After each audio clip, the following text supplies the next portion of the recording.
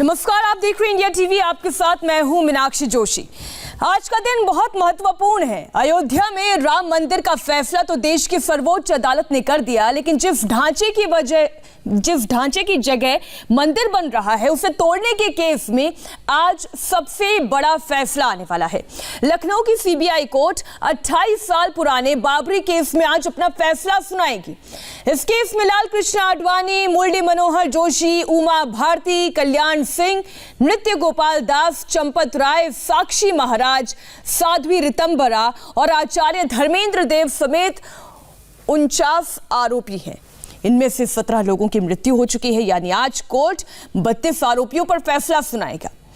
इस मामले में कुल 351 गवाहों की पेशी हुई है। 600 दस्तावेज सबूत के तौर पर पेश किए गए। फैसले से पहले कोर्ट के बाहर सुरक्षा व्यवस्था कड़ी कर दी गई है।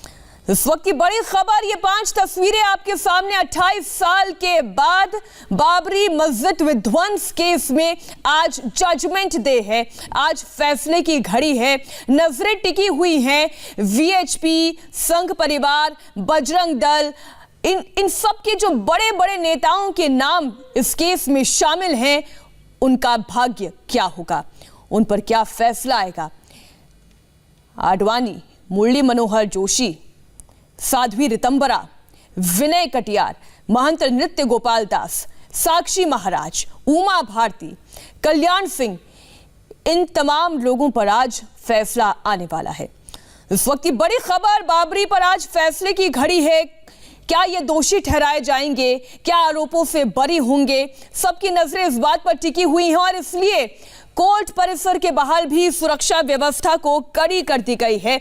आपको बता दें, इस पूरे मामले में 2 एफआईआर दर्ज की गई थी। संख्या 197/1992 उन तमाम कार सेवकों के खिलाफ एफआईआर दर्ज की गई थी जिसमें डकैती, लूटपाट, चोट पहुंचाने, सार्वजनिक इबादत की जगह को नुकसान पहुंचाने का आरोप लगाया गया। तो वहीं दूसरी एफआईआर जिनमें इन तमाम चेहरों का नाम दर्ज किया गया।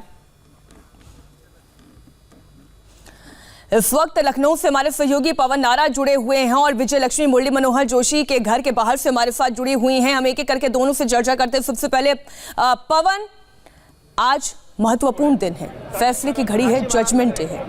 आज की स्थिति के बारे में सबसे पहले आप बताएं।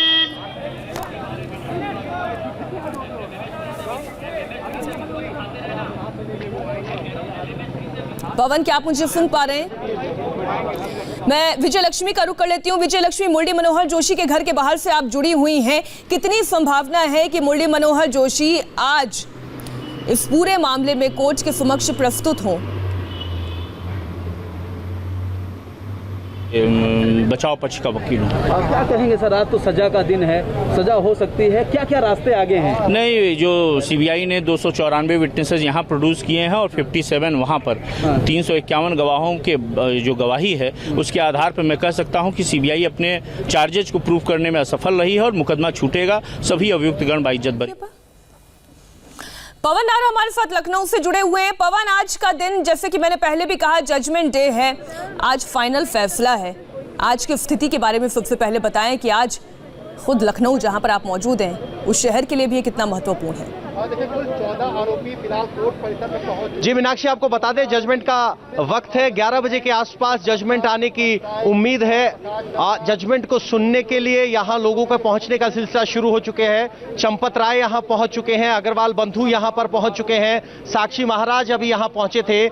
इसके अलावा आपको बता दें कि वर्डिक्ट से पहले यहां सिक्योरिटी को बड़े तौर पर डिप्लॉय किया गया है। बाकायदा गेट पर एक सूची सौंपी गई है जिसमें वकील और जो आरोपी हैं सिर्फ उन्हें ही अंदर जाने की अनुमति है। आज 10 बजे के आसपास जब ये फैसला सुनाया जाएगा, आपको बता दें कि जो आरोपी हैं उनमें से बहुत से आरोपी जैसे मुरली मनोहर जोशी, लाल कृष्ण आडवाणी, वो वयोवृद्ध हैं, उम्र ज्यादा है, इसलिए शॉर्टी बॉन्ड के बाद उन्हें यहां ना रहने की अनुमति मिली है। सभी ने अपना शॉर्टी बॉन्ड भरा है जिसके बाद उन्हें यहां ना आने की अनुमति कोर्ट से मिली है। सजा में भी मजा है और मजा में भी मजा है, फांसी में भी मुक्ति है और मुक्ति में भी मुक्ति है। राम काज के लिए हम सब लोगों ने काम किया था, आज निर्णय का दिन आ रहा है।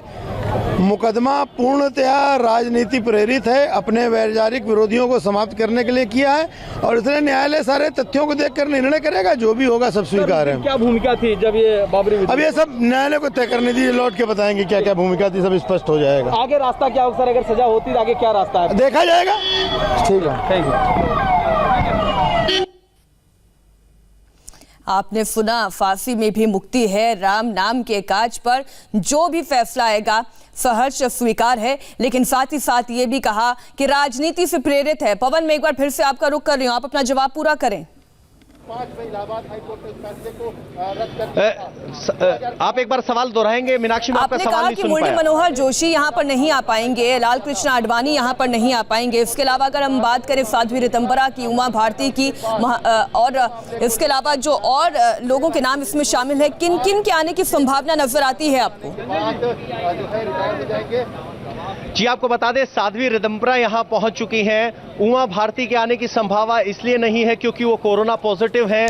तो आपको बताएं कि ज्यादातर लोग जिनको आना है वो पहुंच चुके हैं। 8 से 10 लोग यहां पहुंच चुके हैं, बाकियों का भी अभी पहुंचने का वक्त है। लेकिन जिसको एग्जाम्पशन चाहिए था, चाहे वो कोरोना की वजह से हो या उम्र की वजह से हो, उन्हें वो एग्जाम्पशन दिया गया है। श्योरिटी बॉन्ड भरवाया गया है, जिसके बाद उन्हें यहां ना रहने की अनुमति दी गई है।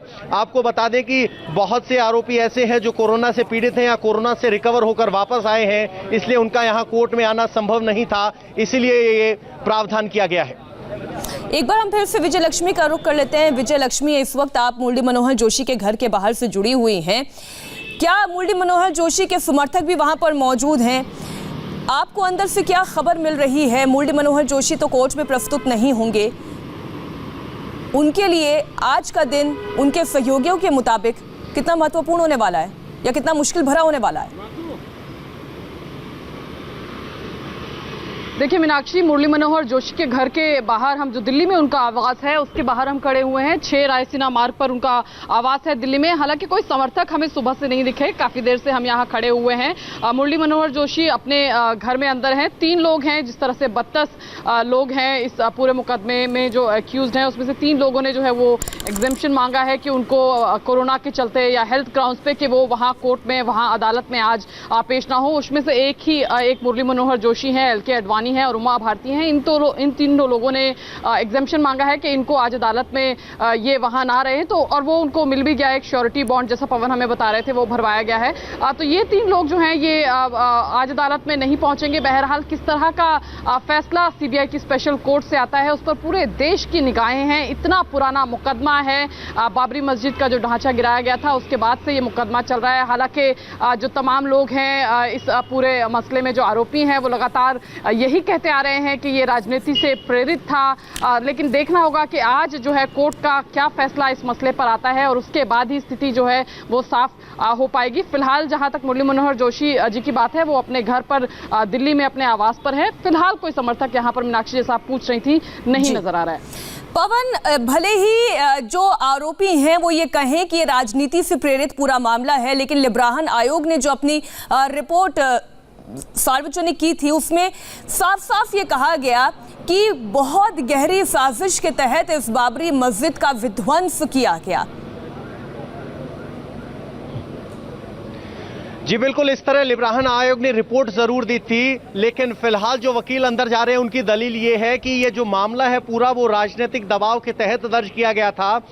साजिश के तहत जिस तरह की कड़ियां होती हैं वो नहीं थी। अब देखना होगा कि कोर्ट इस पर क्या फैसला लेता है। कुल मिलाकर 350 से ज्यादा गवाह यहां पर पेश किए गए, सबने गवाही दी और अब तय होगा कि कोर्ट क्या संज्ञान लेती है, कोर्ट किसकी गवाही और किन सबूतों पर क्या फैसला देती है।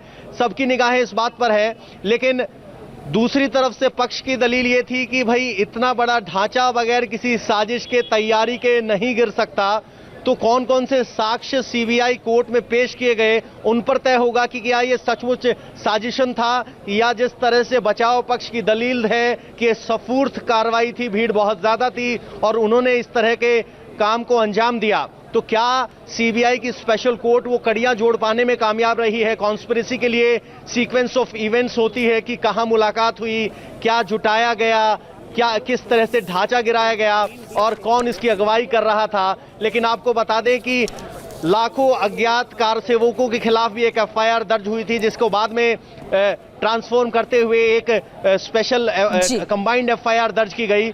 तो ऐसी स्थिति में ये देखना होगा कि सीबीआई की विशेष अदालत में क्या साबित हो पाया। आप बने रहिए पवन हमारे साथ। इस केस में रामविलास वेदांती और विनय कटियार समेत 32 आरोपी हैं। फैसले से पहले वेदांती ने कहा कि वो फांसी की सजा के लिए भी तैयार हैं। विनय कटियार ने कहा कि कोर्ट जो भी फैसला सुनाए वो मंजूर होगा। हमने उस ढांचा को तोड़वाया, उस खंडहर को तोड़वाया, इसके लिए हमको गर्व है। और ढांचा तोड़वाने के आरोप में, रामलला के खंडहर को तोड़वाने के आरोप में यदि फांसी होती है और यदि आजीवन कारावास होता है तो हम रामलला के लिए जेल जाना और फांसी पर लटकने के लिए तैयार हैं, लेकिन रामलला को छोड़ने को तैयार नहीं हूँ। अयोध्या में राम का जन्म हुआ, बाबर कभी अयोध्या आया ही नहीं, फिर बाबरी मस्जिद कैसे। 2010 में जब हाई कोर्ट का निर्णय आया था तो 3 जज थे, जिसमें से एक मुस्लिम जज थे। तीनों जजों ने लिखा है कि जहां रामलला विराजमान है वही राम की जन्मभूमि है। जब जजों ने कह दिया है कि जहां रामलला विराजमान वही राम की जन्मभूमि है, तो फिर मस्जिद कैसे। हमने मस्जिद को नहीं तोड़वाया, हमने वहां मस्जिद नाम की कोई चीज़ देखा ही नहीं। हमने वहां केवल मंदिर देखा है और मंदिर में रामलला विराजमान थे, इसलिए मंदिर के खंडहर को तोड़वाने का हमको गर्व है। फैसला आएगा, देखा जाएगा, जो भी आएगा उसको सर्वग्राह्य है, स्वीकार है। और मुझे लगता है कि सब कुछ कुल मिला करके सब ठीक ही होगा। अब क्या होगा ये तो अदालत की मंशा पर निर्भर करेगा, लेकिन हम लोग तो हर स्थिति के लिए तैयार हैं। जो भी होगा वो ठीक होगा। सुप्रीम कोर्ट ने तो बात सिद्ध कर दी है, राम की जन्मभूमि है, तो लड़ाई तो राम जन्मभूमि की मुक्ति के लिए लड़ी जा रही थी, इसमें कोई आपत्ति नहीं है। तो उसको मुसलमानों ने भी स्वीकार कर लिया है, उनको भी मस्जिद के लिए ज़मीन दे दी गई है, पैसा दे दिया गया है, तो सब बनाएं। अब इसमें कहाँ विवाद है, कुछ विवाद नहीं है। आपने सुना, लड़ाई राम जन्मभूमि की मुक्ति के लिए थी, वो हो चुका है। अब आगे जो भी होगा वो फैसला स्वीकार्य होगा। एक छोटे से ब्रेक के लिए हम रुकेंगे, होंगे फौरन हाजिर।